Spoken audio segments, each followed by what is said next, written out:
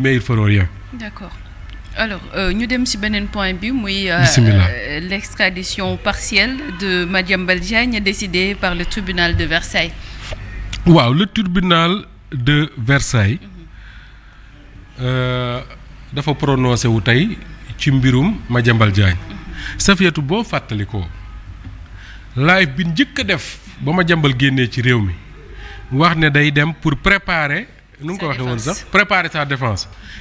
laa na woon Madiambal du ñibbisi nga ne ma wala kon du gaaw ma ne la d'accord kon du gaaw et je crois que li nga waxoon noonu ci lañ nekk ba léegi mooy ñibbisi gi moom du gaaw te li tax ñibbisi gi du gaaw mooy Madiambal nee na tey moom ci boppam que ni ay avocat am danañ def pourvoi en cassation maanaam affaire day gën a day gën a te bu ñu jógee cassation mën nañ si sax le conseil d'état français ça veut dire que ni nguur si ñibbisi Sénégal bokkagul ci programme beneen bi mooy Madiambal il dit que ni bariwul te wax na dëgg nag bariwul lu ñuy déggee demande d'extradition ñu ne dañuy jox un avis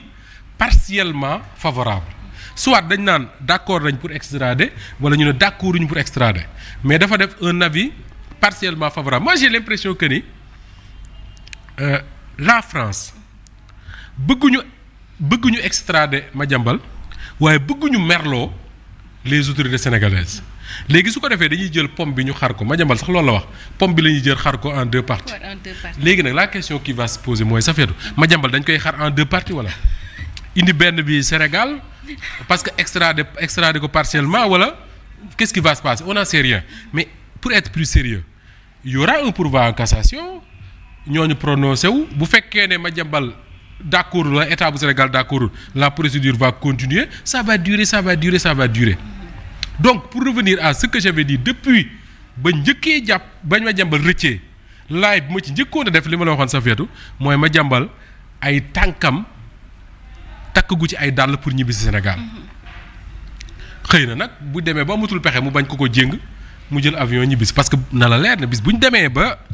procédure yi jeex ba mu xam ne extradé rek mu sës mais dañ koy jéng indi takk mënatoo indi wala boog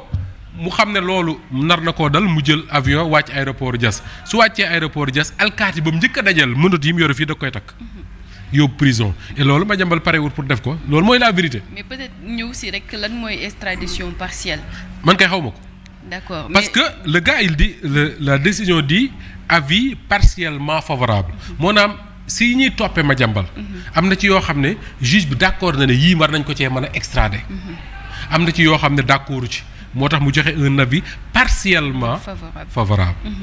léegi Madiambal il dit loolu mooy dañu jël pomme bi. xar ko ci ñaari parti Madiambal du mer état wu Sénégal du mer mais Madiambal kontaanul parce que xam na ne l'affaire va continuer donc moom lui-même il va faire appel pour dire les choses simplement su ko defee une autre instance va se prononcer. Est-ce que day confirmer une autre juridiction est-ce que day confirmer wala day wax ne nañ ko extrader tout cela on le verra mais pour le moment la situation. maanaam mooy.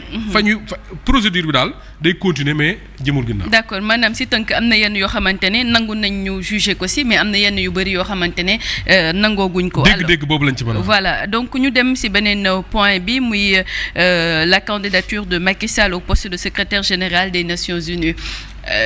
naka nga gisee tamit boobee candidature. alors Macky Sall. je crois que waxoon nañ si mais am na évolution. waxoon nañ ci am na. évolution mu ne Moustapha précise tes propos comment peut-on séparer un homme en deux une personne non c'était juste pour rigoler là kenn du séparer un homme en deux ça l'image que Madiambal a donné benn tànk France benn tànk Sénégal non l'image que Madiambal a donné muy nañu xar pomme bi dañ ko xar en deux parties noonu la ko Madiambal c'est cette image là que j'ai voulu un peu utiliser mais Madiambal kenn mënu ko xar ñaar loolu mënta nekk ça n'a aucun sens n'est-ce pas kat moo ko wax sax Aziz Gueye alors leneen li mooy Safiatou mbirum Macky Sall man de defe naa waxoon naa la ko fii nee naa la man dama bokk ci Sénégal yi nga xam ne su fekkoon ne dama xëy suba ñu ne ma un Sénégalais sant Diop wala Ndiaye wala Sall wala Cissé wala Diakhoumpa wala Sané wala Sonko wala Faye wala bu la neex moom mooy secrétaire général des Nations Unies man dama ci am fierté comme ni Ghanéens yi amee woon fierté bi Kofi Annan nekkee secrétaire général des Nations Unies comme ni égyptiens yi amee woon fierté bi nu mu koy tudd Boutros Ghali nekkee woon secrétaire général des Nations Unies loolu c'est pas un problème sauf que le problème n'est pas que benn Sénégalais nekk le secrétaire général des Nations Unies wala nekk candidat mais le problème c'est Macky Sall nekk candidat man dama bëgg li may wax ñu koy comprendre bu baax a baax dama ne un Sénégalais nekk candidat pour être secrétaire général des Nations Unies ñëpp man boog du ma ne ñëpp mais man dama ciy kontaan. parce que fierté wu Sénégal la bi Jacques Diouf jiitee FAO. Abdoulaye Wade attaqué ko fii Sénégalais yu bari neexu leen woon parce que dañoo jàpp ne le fait que un Sénégalais jiite FAO mais c'est une fierté des Sénégalais bi Amadou Mokhtar Mbow jiitee UNESCO tenir fi tête les Américains mais Sénégalais yëpp ci fieroon. Il y a d'autres Sénégalais qui ont brillé dans les plus grandes institutions du monde. Abdoulaye Bathily bi mu fi nekkee candidat xawma pour Union africaine xawma lan la woon mais les Sénégalais da ci amoon fierté ñi ànd ak moom ak ñu ànd ak moom mais le problème c'est pas que un Sénégalais nekk candidat mais le problème c'est Macky Sall nekk candidat. Pourquoi? En quoi? Parce que Macky Sall dafa man xawma lan la mais ça fait je ne sais pas ba xam yaa ngi koy fàttaliku Macky Sall bi mu jiitee Sénégal man mas naa def benn live fii. bi événement 2021 yi tàkkee ma ne man damay souhaiter Macky Sall mu génn par la grande porte laay yooyu xaw ma ba xam naa ko mën a retrouver mais defoon naa ko fii ma ne damay souhaiter à Macky Sall mu génn par la grande porte parce que génn par la grande porte moo koy permettre âge bi mu am bu subaa mu mën a am prétention wu jiite Nations Unies wala jiite leneen je l'avais dit ici ba benn waaye doon ma ci wax ne génn par la grande porte moom je crois que c'est Mame Birame qui me le disait c'est trop tard mais Macky Sall yamu ca. di continuer di dem di traquer un opposant di traquer un parti politique sous son magistère ñu ne la 80 Sénégalais officiellement ci li ñu xam faatu nañ diggante 2021 ba 2024 te yépp faatu wu ñu parce que dañu jàpp Ousmane Sonko il faut faire attention à ça am na ñoo xam dañu faatu parce que Macky Sall a reporté l'élection présidentielle bi Macky Sall di décider reporter l'élection présidentielle boobu Ousmane Sonko mi ngi kaso. ñoom Thierno Alassane Sall ñoo doon def benn marche xaw manifestation fii ci VDN bi boo jëmee yoonu kër Cheikh Béthio bi fa la leen alkaati attaqué ay doomu aadama ñàkk nañ seen bakkan ak yeneen ak yeneen Macky Sall moomu non seulement faat na ay bakkan décider reporter fi ay élections au Sénégal jàpp lu mat 1000 Sénégalais wala lu ko ëpp def leen ci prison léegi bu ñu laa ce Macky Sall là. dafa war a dem ji nekk candidat pour nekk secrétaire général des Nations Unies mais les Sénégalais ont le droit de se dire mais écoutez les Nations Unies c'est quoi finalement c'est ce machin là dont parle le général de Gaulle wala c'est une institution boo xam ne dafa war a nekk pour défendre les droits de l'homme défendre la bonne gouvernance défendre le droit international c'est ça les grandes questions Safiatou c'est pas de petits trucs entre des hommes politiques yu dàggasante c'est des questions importantes des questions yoo xam ne dañ ko war a aborder ak toute la gravité qu'il faut un Sénégalais nga tudd Macky Sall ak nga tudd Safiatou Cissé moo ci yam mënoo sous ton règne bi nga jiitee sa réew ay doomu aadama ñàkk seen bakkan ci coowal politique ay nit ñu bari dem kaso ndax coowal politique ay nit ñu bari am ay laago am ay feebar am ay leneen parce que ce régime moo décidé de traquer leen ce Sénégalais là ñu xëy suba ñu ne il est candidat pour être secrétaire général des Nations Unies autant je suis fier qu'un Sénégalais soit candidat autant je ne peux pas être fier que Macky Sall soit ce candidat là beneen bi mooy gis nga le régime actuel le régime de Bassirou Diomaye Faye su fekkoon ne def nañ li ñu war a def man defe naa ne heure bii duñ fi nekk di poser un débat sur une candidature de Macky Sall. maanaam. mais Macky Sall heure bii à défaut de l'arrêter et de le juger heure bi waroon na fekk ñu def ko ni américains yi def Bill Clinton. démb wala barki démb. xam nga mooy lan. mooy yow da nga nekkoon président États-Unis yaa ngi dégg. ñu lay tudd na yow da nga amoon benn xarit boo xam ne da doon yakkataan ay xale yu jigéen da doon def lii da doon def laa da doon rey ay et cetera ñu ne ko duñ la àtte mënuguñ la yóbbu ci yoon mais da ngay ñëw devant les Américains maanaam devant le Parlement nga ñëw nga expliquer wu. tey jii bu fekkoon ne Macky Sall bi nga xamee ne Bassirou Diomaye Faye gagné na ko dañ ne woon on ferme les frontières du Sénégal. parce que réew mi li fi xew diggante 2021 ba 2024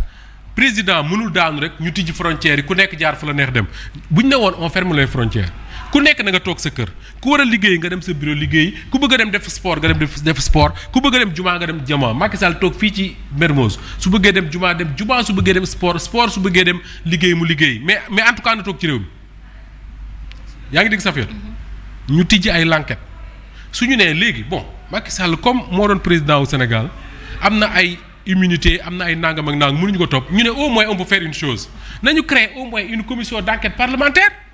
pour faire la lumière sur ce qui s'est passé parce que les Sénégalais ce dont ils ont besoin c'est pas forcément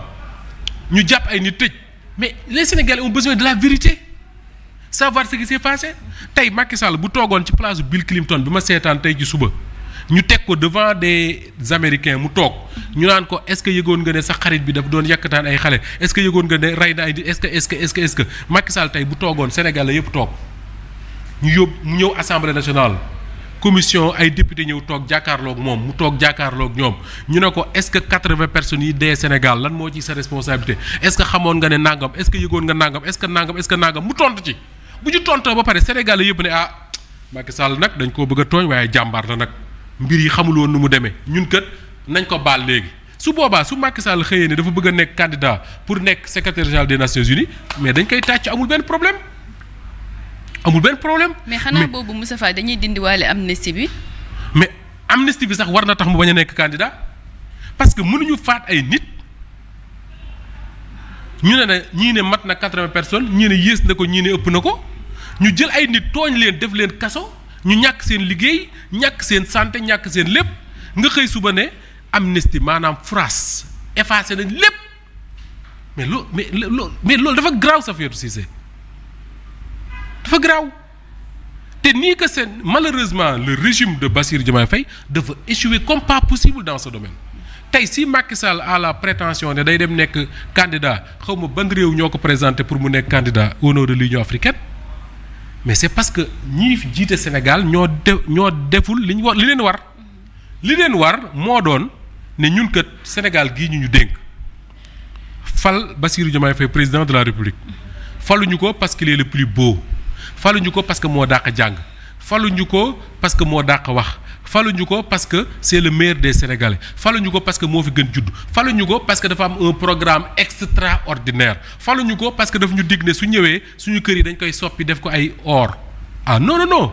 Sénégalais yu bari dañoo mobiliser wu dem fali ko parce que dañ ne woon que il faut am régime boo xam ne injustice da koy jeexal ci réewu Sénégal. D'accord.